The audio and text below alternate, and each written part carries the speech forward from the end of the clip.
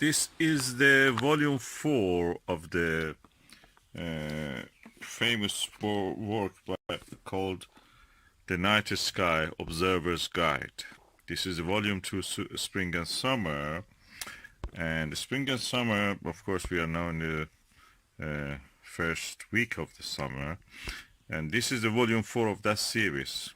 The Night Sky Observer's Guide, volume 4. The Glories of the Milky Way to minus 52 degrees south. And it's by George Robert Keppel. This is a book published by a famous publisher, Wilman Bell.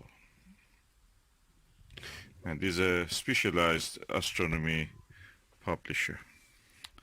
The book starts with the star charts of the northern and equatorial, and on the back it has the southern hemisphere polar regions of the celestial sphere. And it was published, as you can see, in 2018. So first print in 2018, about it new, and table of the content. It says addendum, it says a correction. As you can see, table of content, the new one, you can read it. Chapter 1, Observing the Milky Way. Chapter 2, Aquila the Eagle. Chapter 3, Auriga. These are the constellations which actually Milky Way passes through them. Chapter 4, Camelopardalis, the giraffe. Then goes to Canis Major, Cassiopeia, Cepheus, Corona Australis, Cygnus. It's alphabetical. Lacerta, or lizard. Lopus, Monoceros, or unicorn. Serpent, bearer, Ophiuchus. Orion, or Orion. Perseus, named after Persians. Poppies, Sagitta. Sagittarius, Scorpius, or scorpion. Scatum means shield. Serpens coda, Taurus. Vulpecula, or little fox. And bibliography and combined index of volume 1 through 4. This is the thumb, which actually encompasses all the beauties, all the interesting sights you can find in the Milky Way in all the seasons. As you saw in the name of the constellations, there was not a specific order where you can see. For example, this chart shows the constellation Ophiuchus. As you can see, Sagittarius here is the center of the galaxy here. So we are looking at the disk of the galaxy when you see all these clouds and the nebula and interesting globular clusters. And the book is large format. I'm telling you, I have to put it on this desk, mobile desk. And the pages, they are A4 size pages, a little bit bigger than A4 size, wider, American A4 size. 496 up to 496 I can see here. And it goes to 498, 499. Okay, you can count this as 600.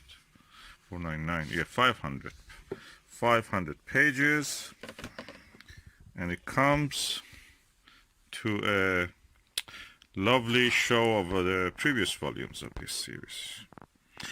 And the entire Barnard catalog of dark nebula includes in this, and all the messy objects, almost all of the NGC and IC objects, and a lot more.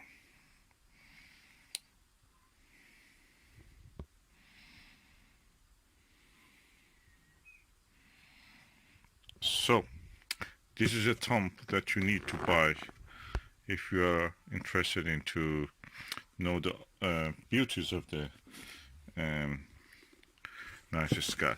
Before that, you would have gone for something like Burnham's Celestial Handbook, which is yet much usable. It has a lot of poeticals and the stories and anecdotes and everything, and full of the especially these lovely charts from the AAVO, American Association of Verbal Style Observers, AAVOS, I think. And all those charts are here. But at the same time, uh, when you look at this, it just reminds you of the poor destiny of the Robert Burnham. He lost his job at the observatory, Flagstaff Observatory, and just he was working as a street painter.